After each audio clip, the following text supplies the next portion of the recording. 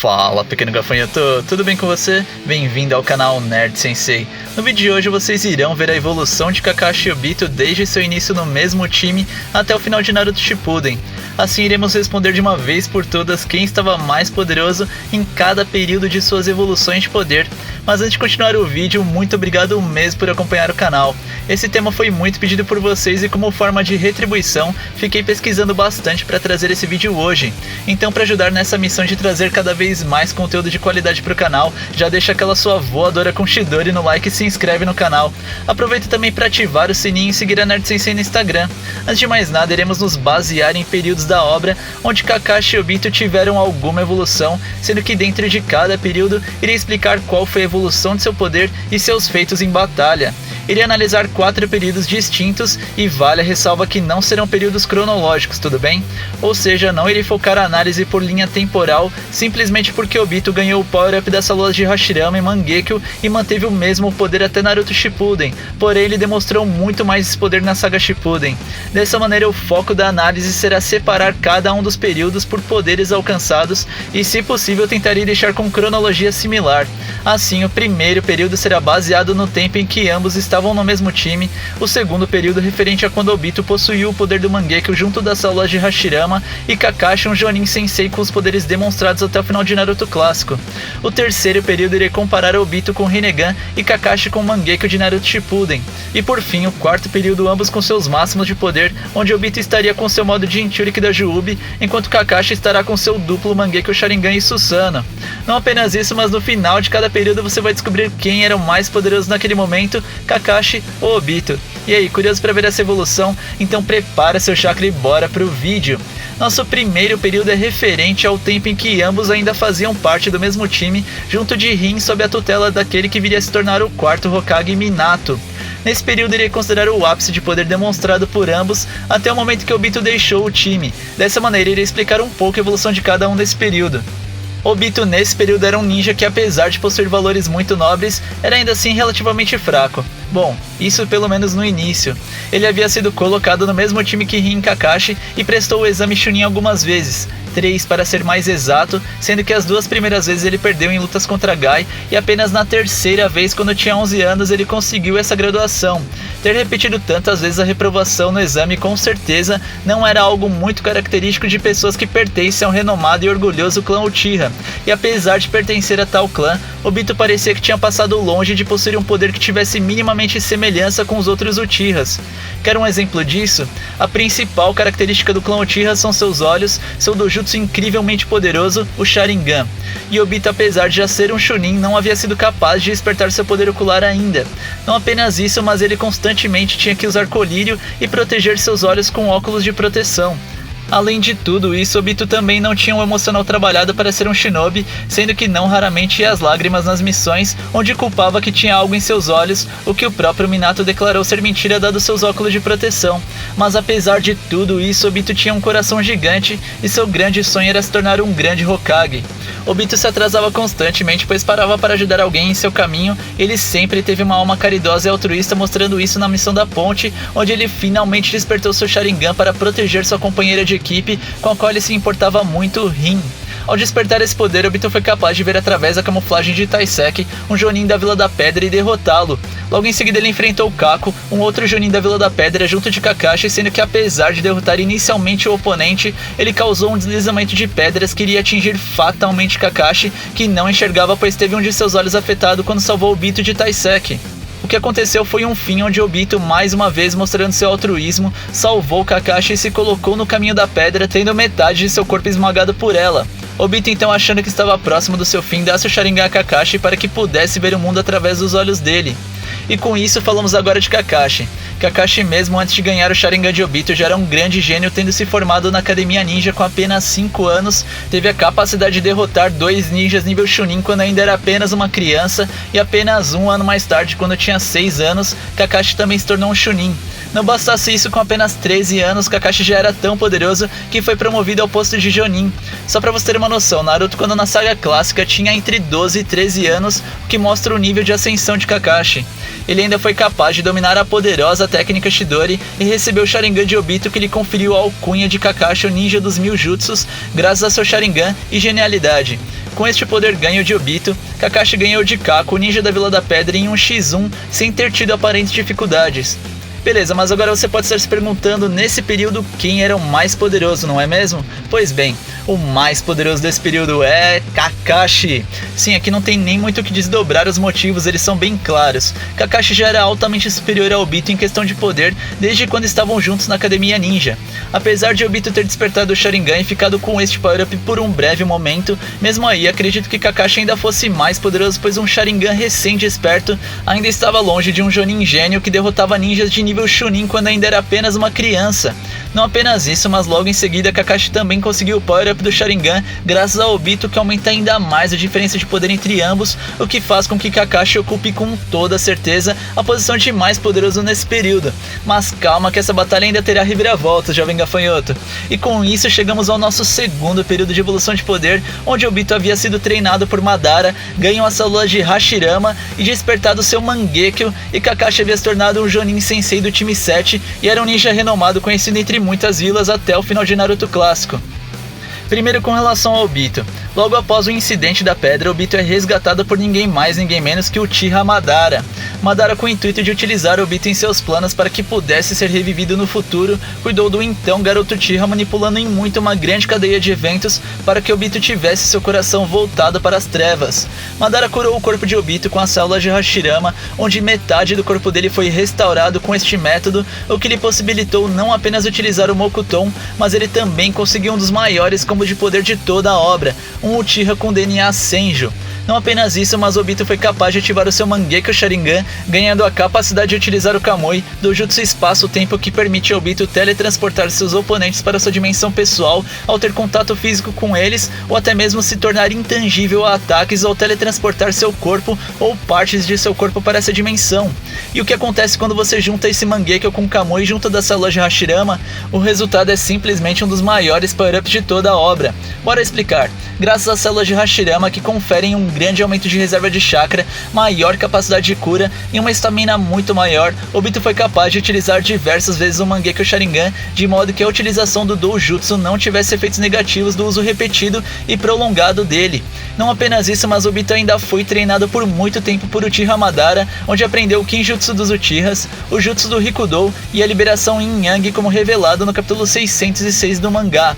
Já com relação aos seus feitos, Obito foi capaz de derrotar diversos Zambus sozinho e logo na sequência enfrentar a lenda Minato, onde apesar de derrotado impôs um combate difícil ao seu antigo professor e quarto Hokage. Ele ainda se tornou o líder secreto da Akatsuki, controlando muitos eventos secretamente, sendo até mesmo parcialmente responsável pelo massacre do clã Uchiha. Mais à frente, quando voltou a tomar a frente da liderança após Nagato sair de jogo, Obito derrotou Konan, onde demonstrou ser capaz de se tornar intangível por 5 minutos, sobrevivendo a diversos explosivos e ainda usando o poderoso Izanagi.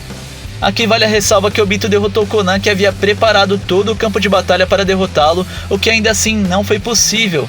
Ele ainda foi capaz de derrotar 2 membros poderosos da Anbu Raiz de forma relativamente fácil, sendo estes Fu e Torune.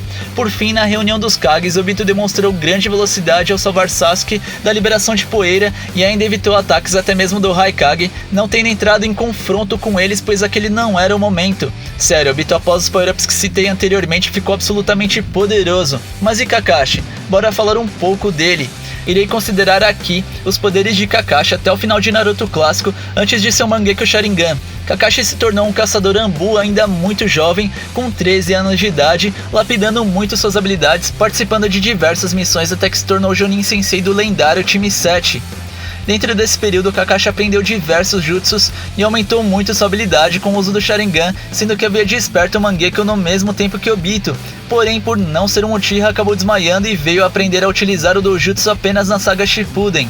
Mas ainda falando de Naruto clássico, dado a grande quantidade de jutsus aprendida por Kakashi através de seu Sharingan, ele foi conhecido como um ninja copiador e era conhecido e temido mesmo em outras vilas, como foi o caso de Zabuza, que acabou sendo derrotado por ele. No ataque contra Konoha no exame Chunin, Kakashi também foi capaz de enfrentar diversos shinobis da Vila da Areia, o que mostra que é um shinobi de destaque mesmo entre ninjas do nível Jonin. E agora você pode estar se perguntando, afinal, qual deles era o mais poderoso nesse período, não é mesmo? E o mais poderoso é Obito. Sim, é impossível não dar essa posição ao Obito, pois ele estava claramente em uma posição de vantagem muito maior do que de Kakashi.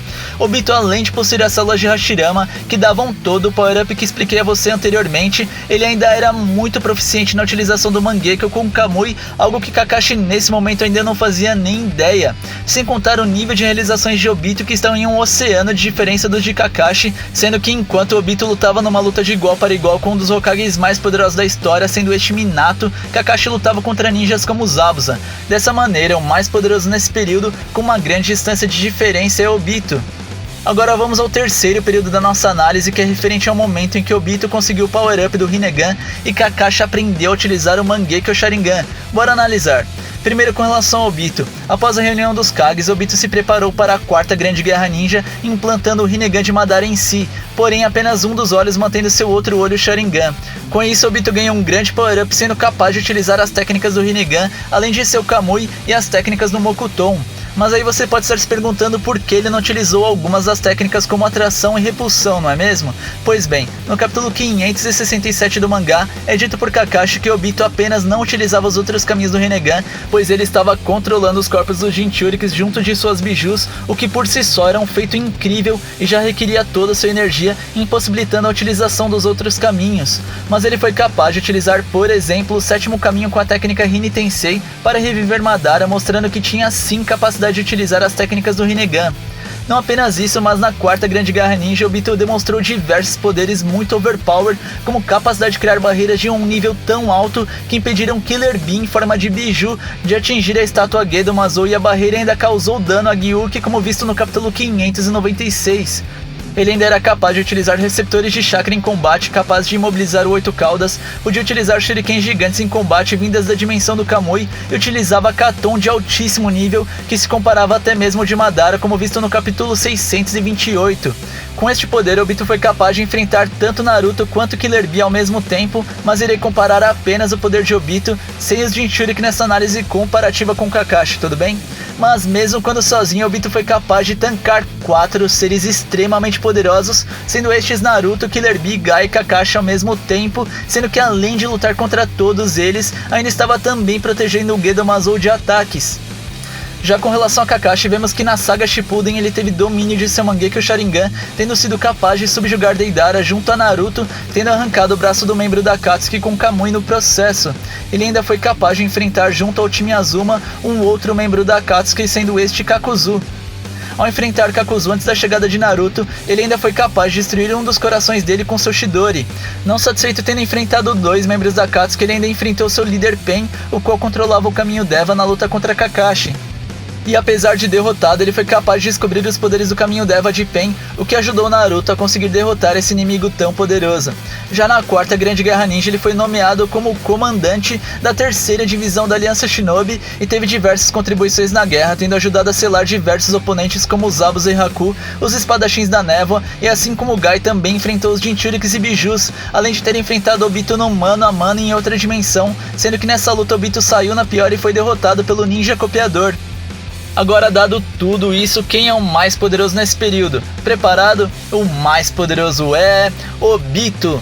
Sim, eu sei que isso é polêmico justamente pelo que acabei de falar, onde Kakashi derrotou Obito na dimensão do Kamui, mas deixa eu explicar pra você por que essa vitória não é válida. Na realidade, Obito perdeu a luta para que fosse capaz de se livrar do selo imposto em seu coração por Madara. O selo o impedia de se tornar Jinchuriki da Juubi, e ele mesmo não conseguia tirar o selo, pois era impossível, dado que o selamento o impedia de fazer isso. Dessa maneira, ele utilizou o ataque de Kakashi, que foi direcionado propositalmente em seu coração, para tirar o selo e se tornar Jinchuriki da Juubi. E isso não é uma teoria, é algo confirmado e falado no capítulo 675 do mangá. Dessa maneira, o fato da vitória dentro da dimensão do Kamui simplesmente não pode ser levado em consideração para essa análise, pois além disso que expliquei a você, é bastante razoável pensar que Obito poderia ter lutado fora da dimensão do Kamui sem dificuldades contra Kakashi, pois com isso Obito teria uma vantagem enorme, onde poderia utilizar a dimensão do Kamui infinitas vezes para benefício próprio, enquanto Kakashi poderia utilizar no máximo algumas vezes. Isso sem contarmos o power-up do Rinnegan. Mesmo se considerássemos Obito sem o Rinnegan, acredito que ele ainda estaria na vantagem contra Kakashi, dado que podia utilizar infinitas vezes o Dojutsu sem prejuízo, o que não acontecia com o Ninja Copiador. Com o Rinnegan, mesmo após ter o segredo de sua técnica descoberto, Obito ainda foi capaz de lutar contra não somente Kakashi, mas também Naruto, Gai e Killer Bee sozinho. Sério, ele tá em um nível completamente diferente, ainda mais com o Rinnegan, fazendo assim com que ele ocupe a posição do vencedor no terceiro período. E com isso chegamos ao nosso quarto e último período, onde iremos comparar o Obito em seu modo de Jinchuriki da Juubi com Kakashi com duplo Mangekyo Sharingan e capacidade de utilizar o Susanoo. Bora lá! Primeiro com relação ao Obito, como vimos antes, ele deixou ser acertado por Kakashi para que pudesse se livrar do selo de Madara e se tornasse então o Jinchuriki do 10 caudas. O que acontece é que logo após ele conseguir esse feito, seu poder vai para um nível completamente além da dimensão, se tornando um dos seres mais poderosos que já estiveram dentro do universo de Masashi Kishimoto. Com esse novo poder, ele se torna capaz de manipular livremente as esferas da busca da verdade em diversas formas, podendo desintegrar tudo ao simples toque.